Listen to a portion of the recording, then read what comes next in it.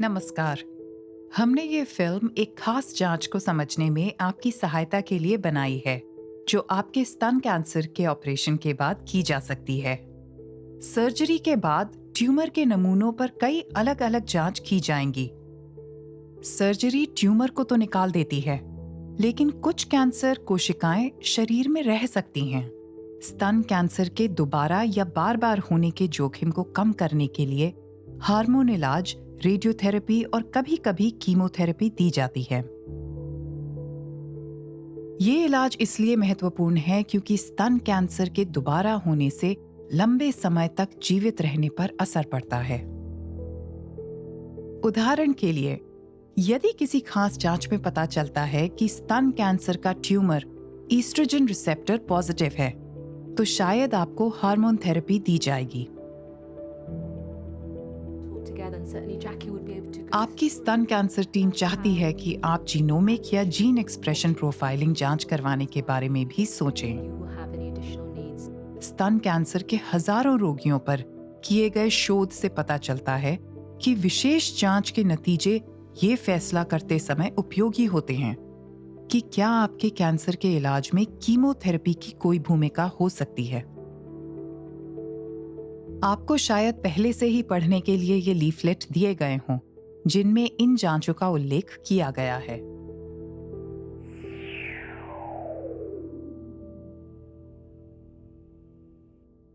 Chemotherapy anti cancer दवा इलाज है। ये दवाई कैंसर की कोशिकाओं को मारती है। इसे आमतौर पर कैंसर सेंटर में नस के द्वारा दिया जाता है, जो 4 से 6 महीने में खत्म होने वाला कोर्स होता है। इसमें लगभग पूरा दिन लग सकता है, क्योंकि दवाइयां तैयार करने और देने में थोड़ा समय लगता है।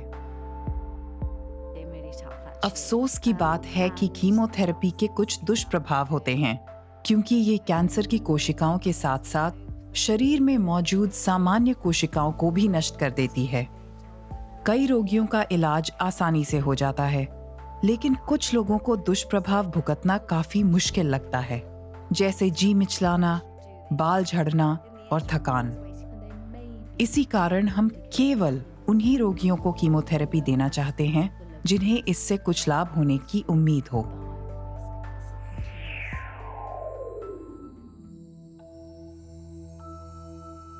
डॉक्टर कीमोथेरेपी देने या न देने का फैसला करते समय कुछ चीजों पर विचार करते हैं। कुछ डॉक्टर कंप्यूटर प्रोग्रामों का प्रयोग करते हैं, जो अगले 10 या 15 वर्षों में आपके जीवित रहने की संपूर्ण संभावनाओं का हिसाब लगाते हैं। ये प्रोग्राम यह जानने के लिए आपके और आपके ट्यूमर के बारे में जानकारी लेते हैं कि क्या इससे आपको ज्यादा लाभ भी हो सकता है, जो केवल सर्जरी से या हार्मोन या कीमोथेरेपी लेने से मिल सकते हैं। याद रखें कि इन अतिरिक्त इलाज में से किसी का भी उद्देश्य बार-बार कैंसर होने के जोखिम को कम करना है, क्योंकि यही है जो लंबी अवधि के जीवित रहने को प्रभावित करता है। अब जिन कुछ रोगियों को स्तन कैंसर है, जिसके दोबारा या बार-बार होने का काफी कम जोखिम है, उनके लिए कीमोथेरेपी उपयोगी नहीं होगी। उन्हें केवल इसके दुष्प्रभाव ही होंगे। किसी और महिला के लिए जिनमें बड़े ट्यूमर हैं या स्तन कैंसर का बहुत ज्यादा जोखिम है, उन्हें इसके लाभ हो सकते हैं। हालांकि आपके जैसे कुछ रोगियों के लिए जब डॉक्टर उनके पास मौजूद पूरी जानकारी पर नजर डालते हैं, तो कैंसर के दोबारा या बार-बार होने का जोखिम कम स्पष्ट होता है और इसी कारण जीनोमिक या जीन एक्सप्रेशन प्रोफाइलिंग जांच उपयोगी हो सकती है।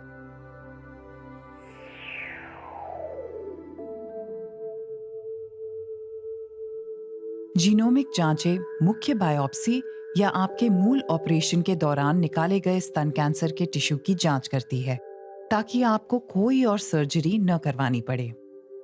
ट्यूमर के नमूने खास लेबोरेटरीज को भेजे जाते हैं, जहां स्तन कैंसर कोशिकाओं के अंदर के कुछ जीन्स की सावधानी पूर्वक जांच की जाती है, जो जीन्स इसके व्यवहार को प्रभावित करते हैं, जो यह पता भी लगाती है कि इनके विकसित होने और फैलने की कितनी संभावना है।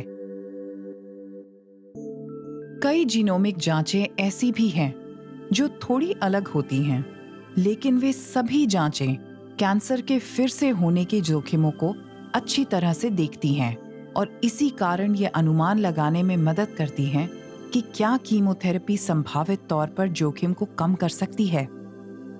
ऑन्कोटाइप DX स्तन पुनरावृत्ति स्कोर जांच आपके अस्पताल में प्रयोग की जाती है। यह जांच स्तन कैंसर कोशिकाओं के अंदर 21 अलग-अलग जीन्स को अच्छी तरह से देखती है। आपके डॉक्टर को पुनरावृत्ति स्कोर नतीजे के साथ इकट्ठे इन जीन्स के स्तरों की गतिविधि बताने वाली रिपोर्ट भेजी जाती है। ये नतीजे 0 से लेकर 100 के बीच का कोई भी नंबर हो सकते हैं। यदि स्कोर 25 से कम है तो इसे कम जोखिम वाला माना जाता है और इसलिए कीमोथेरेपी को शामिल करने से अकेले हार्मोन इलाज द्वारा मिलने वाले लाभ के बढ़ने की संभावना नहीं होती। हालांकि यदि स्कोर 26 और अधिक है तो स्तन कैंसर के दोबारा होने का काफी ज्यादा जोखिम है।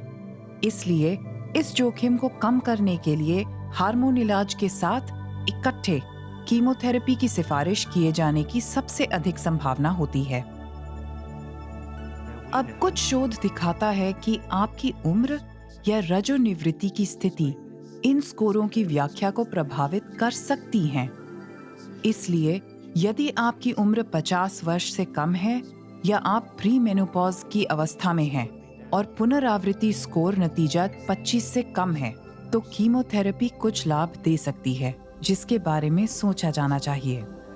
कुछ डॉक्टर आपके साथ अधिक विस्तार में इन नतीजों पर चर्चा करते समय मदद के लिए ग्राफों वाले प्रिंटआउट्स का प्रयोग करेंगे।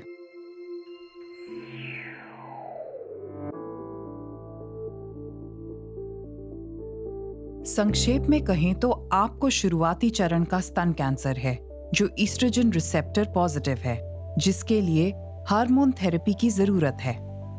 डॉक्टरों को पक्का पता नहीं है कि कीमोथेरेपी असल में जरूरी है या नहीं, इसलिए उन्होंने खास जीनोमिक परीक्षण के लिए आपके ट्यूमर का टिश्यू नमूना पहले ही भेज दिया है या भेजना चाहते हैं। अफसोस की बात है कि कोई भी जांच पक्का अनुमान नहीं बता सकती कि स्तन कैंसर फिर से होगा या नहीं। हालांकि हम ये बताने के लिए हजारों रोगियों पर और शोध कर रहे हैं कि जीनोमिक जांचें दोबारा कैंसर होने के जोखिम को थोड़ा अच्छा अनुमान दें। जो भी नतीजा हो, यह महत्वपूर्ण है कि आप अपनी कैंसर टीम के साथ विकल्पों पर विचार विमर्श करें। वे कीमोथेरेपी के संभावित दुष्प्रभावों के विपरीत इसके संभावित लाभों का ध्यानपूर्वक मूल्यांकन करने में और यह समझने में आपकी मदद करेंगे कि आपके इलाज में इसकी कोई उपयोगी भूमिका है या नहीं।